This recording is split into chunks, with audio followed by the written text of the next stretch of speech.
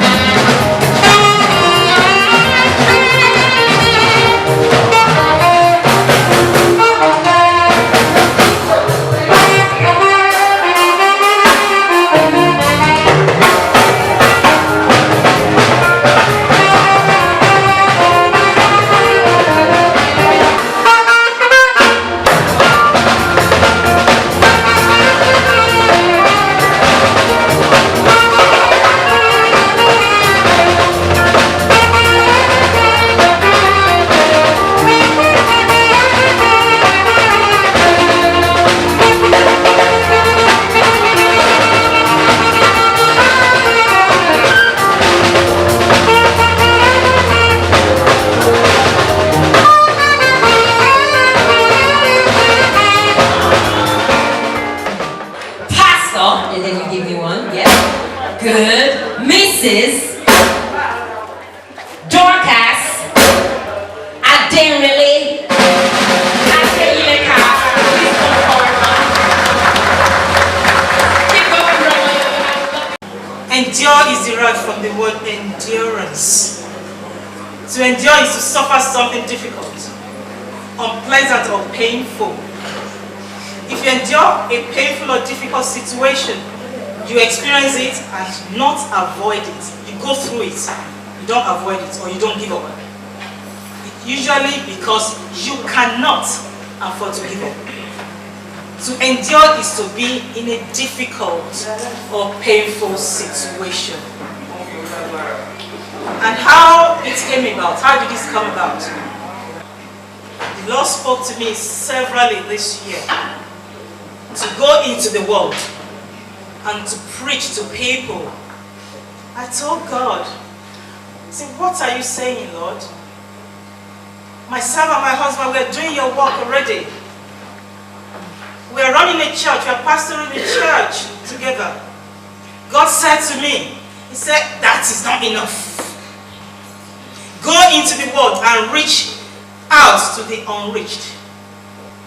The Lord said, go into oncology wards, go into hospices, go and preach good news to my people. Hold their hands, support them in any way necessary. I told God, I said, I'm not a cancer specialist, Lord. I'm only a diabetic specialist. He was telling me specific steps to take.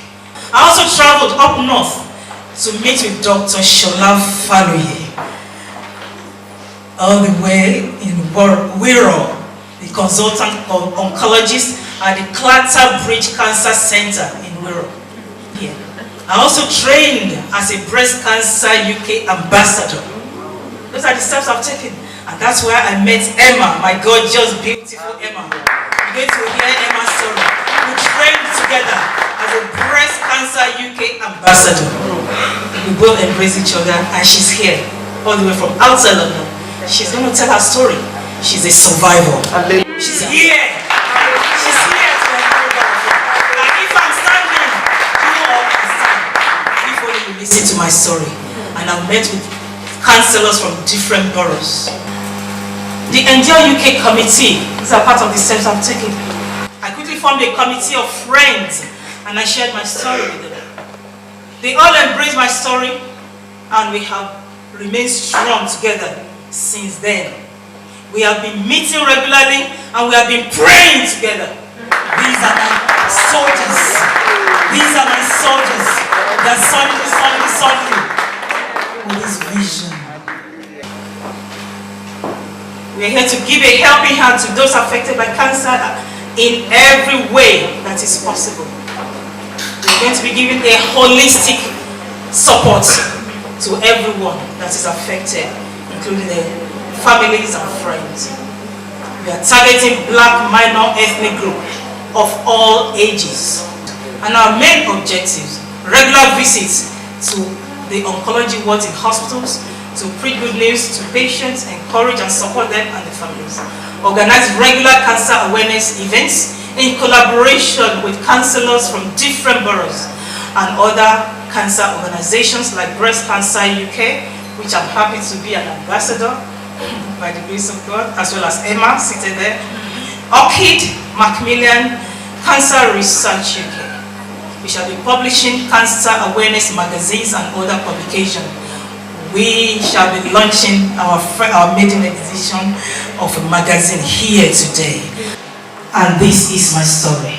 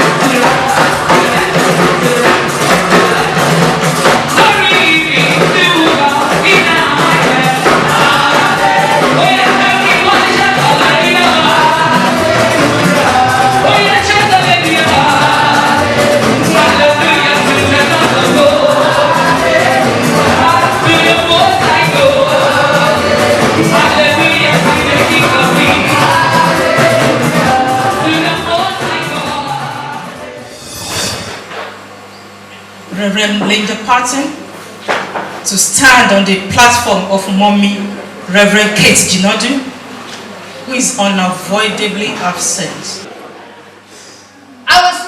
When I was thinking about Dorcas, I see in Acts chapter 9 verse 36. Yes, preach, Mommy. It says, "Now there was in Joppa a disciple named Tabitha, which translated means Dorcas." Hallelujah. Amen. And she was full of good works and acts of charity. Amen. Do you know, your mother knew what she was doing when she named you.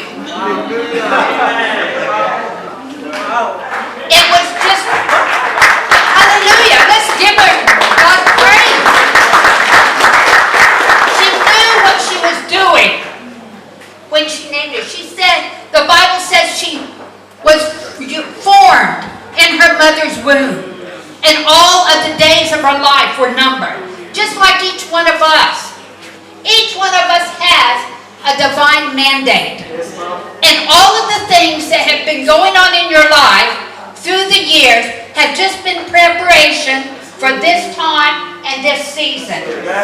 I'm a walking miracle. She's a walking miracle. You're a walking miracle. Dorcas, He's calling you. He's calling you higher. Hallelujah. Hallelujah. He's calling you higher. Amen. And you're going to understand some of the things that you have had to deal with in the past. You've had to deal with it because it's made you stronger. The only black African oncologist He's practiced in USA. He's practiced in Australia. He's practiced in Nigeria. By the way, he's a product of Obafemi Awolowo University. So what is cancer? So a malignancy is called cancer if it's from the lining cells of the body, which is the most common source of malignant disease. So the lining of the lungs, the throat, the tummy. That's the distinction between cancer and malignancy. But cancer tends to be the more popular term used in the community and the literature. So let's talk about the etiology of cancer in the Western world. About 20 years ago when I started treating cancer, they used to say about a third of people develop cancer, and unfortunately it's rising. It's now half of people who will develop some form of cancer in their lifetime. Cancer is not ethnic selective. So, so it can affect anyone. Screening, that is catching cancer early, is an attractive concept. That's simply because when cancer is caught early, there's the opportunity to remove it before it spreads around the body, which generally is the only situation in which you can offer the prospect of a cure. So measures to detect cancer earlier, while an attractive concept, it's challenging. Now treatment is usually available. As I've said, the potential for cure is usually when the disease is caught early. So surgery is applicable to cases caught early, possible cure. Then chemotherapy, radiotherapy, hormonal therapy, immunotherapy are available for more advanced cases. It's good to see the vision of EndureUK to help in matters like this and many others.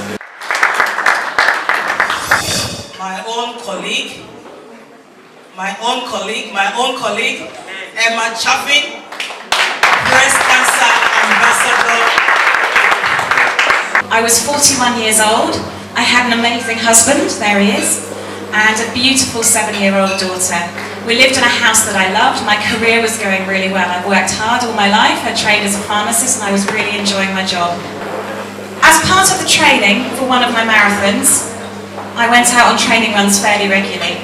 I worked in London and I went out one autumn day in Regent's Park. It was a beautiful day. I could smell the leaves that had just fallen from the trees. It was amazing. I almost didn't go on that run. I had to talk myself into it. After I had my shower, I looked in the mirror and that was when I noticed something, a red spot just under my left breast. Little did I appreciate at this point that was the start of my cancer journey. The rest, as they say, is history. And on the 24th of November last year, I became one of 150 men and women a day in the UK to be diagnosed with breast cancer. It turns out that just 4 days after my diagnosis, ironically on Thanksgiving Day, I was told that I had metastatic disease. This is disease that has spread, as you were describing, and it's in my lungs. It means that my cancer can be treated but will never be cured. I will be living with this for the rest of my life. I felt completely wronged. I'd lived a healthy life. I hadn't smoked, I barely drink, I run, I'm not obese. I couldn't understand why it was happening to me. And so we started the heartbreaking process of telling our family and friends. It was exhausting just repeating the same information over and over again. I couldn't remember who I'd told what, and I knew that this would get worse when my treatment started. Next slide, please. So I decided to write a blog. I called it Bognor or Bust, to take some of the pressure off and keep our family and friends up to date. I still write it, and to date I've had over 50,000 views from 30 countries around the world. I'm helping others with their own journey. I've learned, next slide, to be kind to myself and to accept that it's okay to not be okay. In the same way that people don't want to talk about cancer, they also don't want to talk about mental health. And I'm grateful to charities such as EndureUK for trying to change this. You'll be fine. Never, ever promise this to a cancer sufferer. You just don't know. I'll be there for you, whatever is a much better alternative. Cancer sufferers face a lot of guilt, and using words like fight just heaps the guilt on even further. On the topic of friends, there are some people who have stuck with me throughout and others who have struggled. No one really knows how to react around someone with cancer, and sadly I've lost friends because they don't know what to say to me anymore. To all my fellow cancer sufferers, I thank you for your companionship. I don't know what the future holds for me, but then neither does anyone in this room. What would I like you to take from this evening? To me and my friends, my cancer diagnosis has been a reminder to everyone to live your life and live every day as if it were your last. Have fun and laugh out loud. Dance like nobody's watching.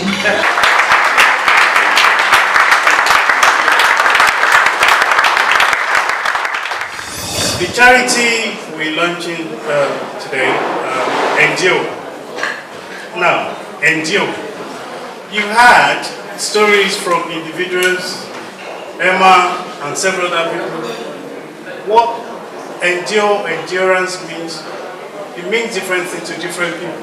If you want this charity to continue to do a good work, then we need to support it. And support is not just with word of mouth, it's also about action. Well, I'm going to donate a reasonable amount for my income to my sister. But it's only how we do it. Yes.